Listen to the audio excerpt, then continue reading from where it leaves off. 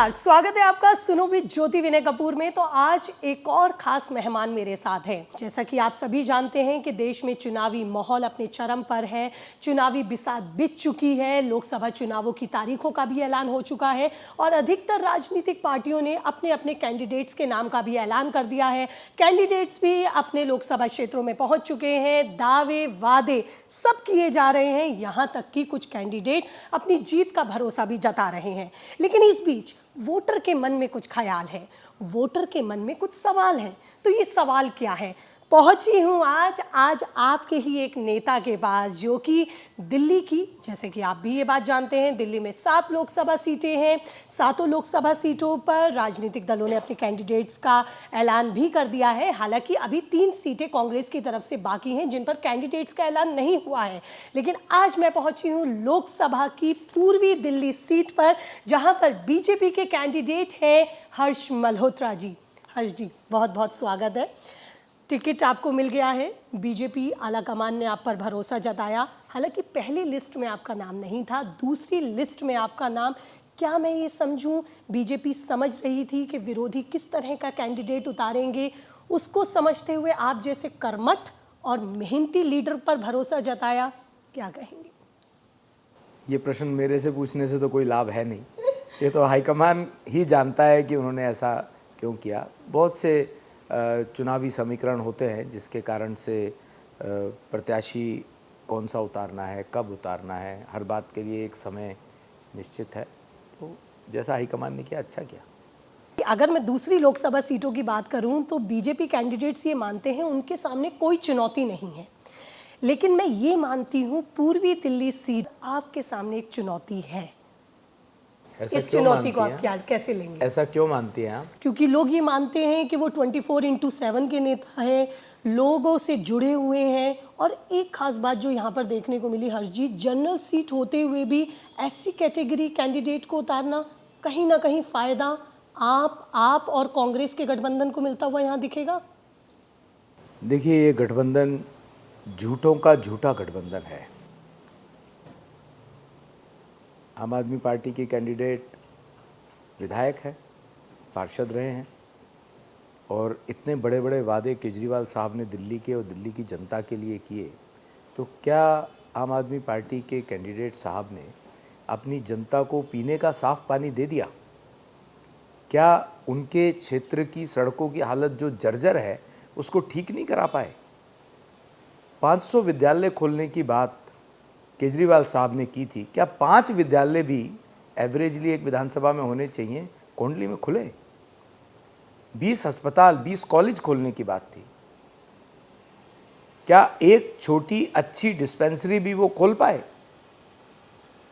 क्या एक कॉलेज भी वहां खुला? तो ये सवाल जनता उनसे पूछ रही है, ये मैं नहीं पूछ रहा हूं। आप भी पार्षद रहे हैं, मेयर आप रहे हैं पूर्वी दिल्ली से, आप भी ये माना जाता है ज़मीन से जुड़े हुए नेता हैं। ये माना जाता है वोटर्स की नब्ज़ को आप समझते हैं, बुनियादी मुद्दों को समझते हैं। वो कौन से मुद्दे हैं जिनको अब आपको लगता है अगर वोटर्स ने आप पर भरोसा जताया, मोदी की गारंटी के साथ आपने जीत दर्ज की, तो वो कौन से पेंडिंग काम है जो बीइंग अ सांसद आप करेंगे? देखिए, गरीब आदमी को रोटी कपड़ा मकान चाहिए। रोटी की व्यवस्था मोदी जी ने की है राशन कार्ड धारकों को। कोविड में, कोविड से लेकर 2021 से लेकर और अब तक दिल्ली के लगभग 80 लाख लोगों को फ्री में राशन मिल रहा है। मकान की व्यवस्था मोदी जी ने की है। जहां झुग्गी वहां मकान की बात कर रहा हूं, जो उनकी बहुत महत्वाकांक्षी योजना है। पर केजरीवाल साहब दिल्ली की सरकार में अपना 25% उस योजना में देना चाहिए राज्य सरकार को, वो देने को तैयार नहीं है। उसके बावजूद भी मोदी जी ने अभी हमारी पूर्वी दिल्ली लोकसभा में दिलशाद कॉलोनी में, कलंदर कॉलोनी और उसके साथ 3 और छोटी कॉलोनियों में जहां झुग्गी वहां मकान की घोषणा करी है, खाली चुनावी घोषणा नहीं की है। उस पर काम प्रारंभ हो गया है, पेपर वर्क प्रारंभ हो गया है, उसके लिए बजट एलोकेट हो गया है। और जहां झुग्गी वहां मकान में केवल 4 दीवारी नहीं होती है। आप झुग्गी में देखेंगे, झुग्गी बस्ती में नाली का पानी सड़क पर होता है। नाली का पानी और पीने के पानी में पता ही नहीं लगता कि इतनी गंदगी, इतनी बदबू वाला पानी पता नहीं कैसे पीते हैं वो लोग।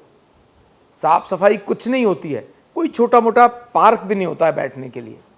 तो जहाँ झुग्गीवाह मकान में साफ सुथरी सड़कें, सीवर, पीने का साफ पानी और छोटा मोटा पार्क भी उनके बैठने के लिए उनके कॉम्प्लेक्स में बनेगा। और ये तो अभी एक योजना प्रारंभ की है। मुझे लगता है पूर्वी दिल्ली के अंदर जितने झुग्गी क्लस्टर हैं, हम केजरीवाल उसमें अपना कंट्रीब्यूशन दे या ना दे, जिसकी पूरी उम्मीद है कि वो नहीं देगा, क्योंकि उनकी मानसिकता में जनता नहीं है, जनता को सहूलियत देना नहीं है। पर मैं मोदी जी की गारंटी की बात करूं तो मोदी जी की गारंटी स्वयं मोदी है।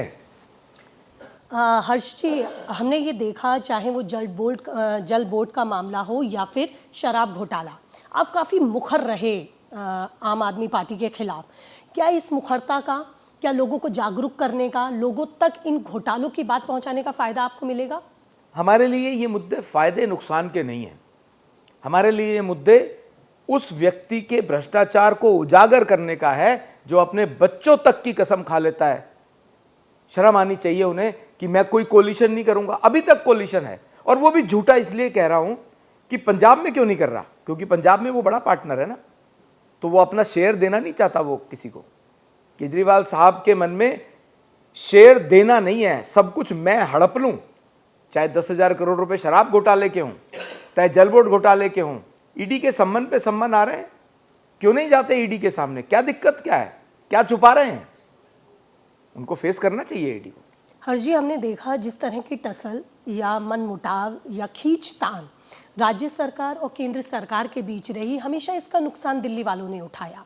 केंद्र की इतनी बड़ी योजनाएं जो रही, उसका फ़ायदा कभी दिल्ली वालों को नहीं मिला। क्या आगे चल के कुछ इसके लिए भी आप सोचेंगे?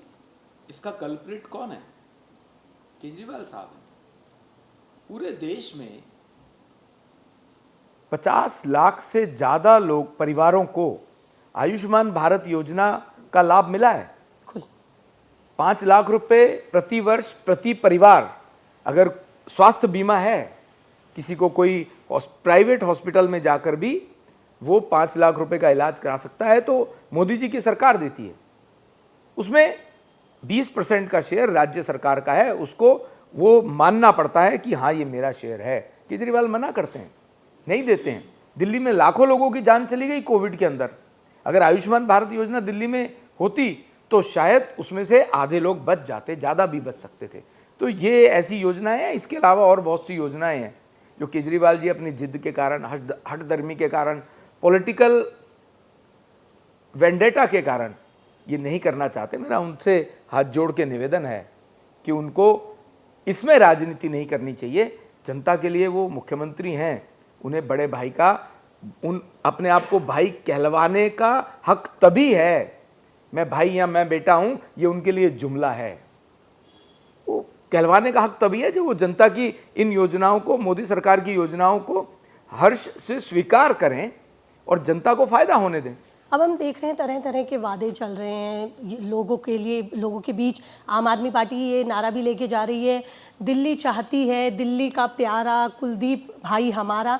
क्या हर्ष जी को नहीं लगता कि उन्हें भी किसी नारे की ज़रूरत है वोटर्स के दिल तक पहुंचने के लिए, या मोदी की गारंटी सब काम कर जाएगी? नहीं नहीं, मैं बताता हूँ, मोदी जी की गारंटी तो है ही, पर पूर्वी दिल्ली की जनता अच्छे से जानती है, और जो आज का वोटर है उसे सब पता है। आप उनको फॉर द मोमेंट अपनी बात कह के वर्गलाने की कोशिश कर सकते हो, पर आज की जनता वर्गलाती नहीं है। उसे सब पता है कि उज्ज्वला योजना किसने दी है, उसको ये सब पता है। राम मंदिर, अगर आज हमारे आराध्य राम जी का मंदिर अयोध्या में जहाँ जन्म हुआ था वहाँ बन के तैयार हुआ है, तो उसके लिए किसका इनिशिएटिव है, किसने करवाया है, आज उन्हें सबको पता है कि पूरे विश्व में अगर भारत का मान रखवाया है किसी ने तो वो नरेंद्र मोदी जी ने रखवाया है। आज उन्हें सबको पता है कि उनके बच्चे जो यूक्रेन में पढ़ते थे, रशिया यूक्रेन की वॉर में एक पीस कॉरिडोर, युद्ध विराम करवा के भारत के बच्चों को सकुशल वापस लाए हैं, तो मोदी जी ने लाए हैं। वो जानते हैं मोदी जी इस समय देश के लिए बहुत ज़रूरी हैं। हालांकि हमेशा से ही माना गया है कि विधानसभा लोकसभा चुनावों की जो राजनीतिक इक्वेशंस होती हैं वो बहुत डिफरेंट होती हैं। आप एक ऐसी सीट से खड़े हुए हैं जहां पर पंजाबी वोटर भी है, मुस्लिम वोटर भी है, दलित वोटर भी है, लेकिन आपके सामने एक एससी कैंडिडेट का होना क्या लगता है कहीं वोटों को नुकसान पहुंचाएगा? मैंने कहा इस बात से कोई फ़र्क नहीं पड़ता। मोदी जी की योजना में कोई धार्मिक भेदभाव देखा है कभी? उन्होंने कहा कि ये योजना केवल इस विशेष धर्म के लिए है और इसके लिए नहीं है, ऐसा नहीं है ना। तो मैं इसलिए बखूबी मानता हूँ कि पूर्वी दिल्ली का वोटर भारतीय जनता पार्टी को, नरेंद्र मोदी जी को, मेरे को 100% जिताने वाला है। उनको ये पता है कि अगर विकास चाहिए, तो अगर उनको सुविधाएं चाहिए, सुख चाहिए, सरकार का लाभ चाहिए, तो भारतीय जनता पार्टी के कार्यकर्ता को चुने। और देश के लिए भी इस समय हमारे भारतीय जनता पार्टी के सबसे बड़े कार्यकर्ता, मैं भी उनको कार्यकर्ता ही मानता हूं, जो देश के लिए कार्य कर रहे हैं, देश की जनता के लिए कार्य कर रहे हैं। आदरणीय नरेंद्र मोदी जी को तीसरी बार प्रधानमंत्री बनाएंगे। ईस्ट दिल्ली, पूर्वी दिल्ली, ये एक ऐसी सीट है जहां पर हम ये मानते हैं पॉश कॉलोनीज भी हैं, टूटे फूटे मकान भी हैं, झुग्गियां भी हैं, इंडस्ट्रियल एरिया भी है, एशिया की सबसे बड़ी कपड़ा मार्केट भी है। कुछ ऐसे प्लान्स जो आपको लग रहा था मैं पार्षद हूं या मैं मेयर हूं, इससे बड़ी मुझे जिम्मेदारी मिलेगी, तो कुछ ऐसे काम जो पेंडिंग हैं उन्हें मैं पूरा करूंगा? दिल्ली के लिए बहुत सौभाग्य की बात है कि जीवनदायिनी यमुना नदी पूर्वी दिल्ली के बीच में से होकर निकलती है। बहुत सौभाग्य की बात है, और ये सौभाग्य हजारों लाखों साल पहले जब यमुना नदी दिल्ली में से या हमारे देश में से निकलती हैं, तो लेकिन उसकी सफाई की जिम्मेदारी दिल्ली सरकार की है कि नहीं है? 3000 करोड़ रुपए हड़प गए, उन्हें पता ही नहीं है। 3000 करोड़ रुपए केंद्र सरकार ने दिए हैं उन्हें यमुना सफाई के लिए। क्या 3 रुपए भी खर्च करें? यमुना मैली की मैली है। तो ये मेरे लिए राजनीतिक मुद्दा नहीं है, ये मेरे लिए मेरी संवेदनाओं का मुद्दा है कि यमुना जी स्वच्छ निर्मल होना चाहिए। जब हम अपने किसी त्यौहार पे यमुना जी के जाके उनके जल का आचमन करें, और अपने पुण्य के भागी बनना चाहते हैं हम उनके जल का आचमन करके, जो कि आज संभव नहीं है, मेरी प्रायोरिटी होगी कि मैं यमुना जी, मेरे लिए सौभाग्य की बात भी होगी कि मैं यमुना जी की सेवा कर सकूं। जल्दी से आपसे 2 सवाल और लेना चाहूँगी। एज अ कैंडिडेट, कभी मैंने जैसे कि बार बार जिक्र कर रही हूँ, एक कर्मठ कार्यकर्ता आप रहे हैं, ज़मीन से जुड़े नेता रहे हैं, कभी निकल जाते हैं बाज़ारों में वोटर से बात करने, उसका हालचाल जानने? खाने पीने की भी बहुत अच्छी जगहें आपकी पूर्वी दिल्ली में है, कभी स्वाद चखा है?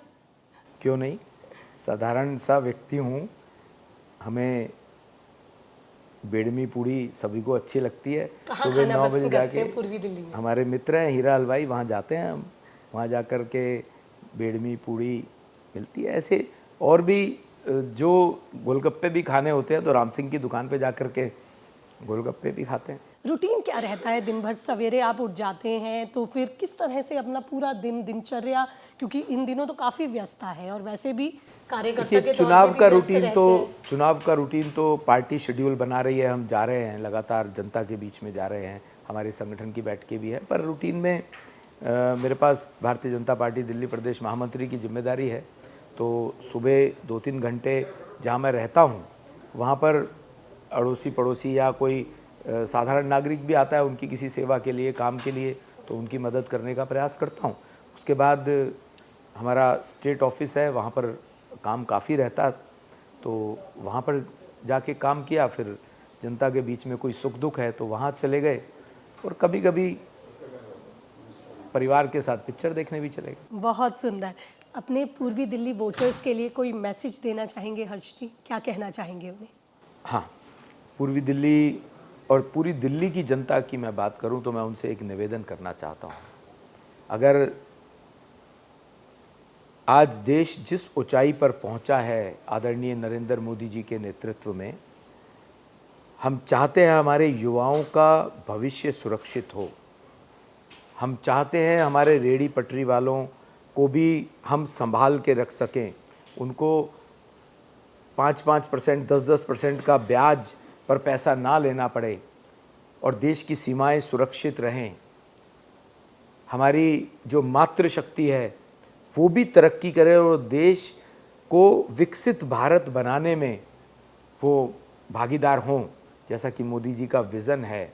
और 2047 में जो मोदी जी ने सपना देखा है भारत को विकसित भारत बनाने का, उसमें योगदान करें और 25 मई को कमल का बटन दबा करके मोदी जी को तीसरी बार प्रधानमंत्री बनाने के लिए मैं आपसे निवेदन करूंगा। बहुत बहुत धन्यवाद। तो ये थे बीजेपी कैंडिडेट पूर्वी दिल्ली से हर्ष मल्होत्रा जी, जिन्हें पूरी तरह से विश्वास है कि वोटर इस बार उन्हीं के साथ जाएगा।